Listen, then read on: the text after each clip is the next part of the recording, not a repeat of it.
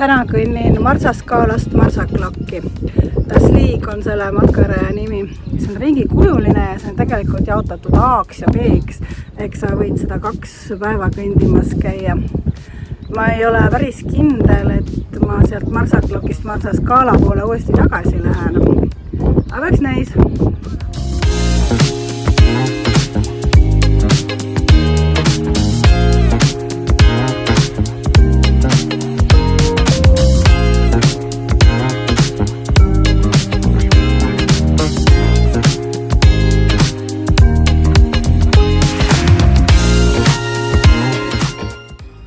Tegelikult ega ma seda Das Liigi nüüd üleliia palju ei käinud, sest see käib ikkagi mööda asfalti ja kui siis sellist laiemat kruusast külavahetänavat.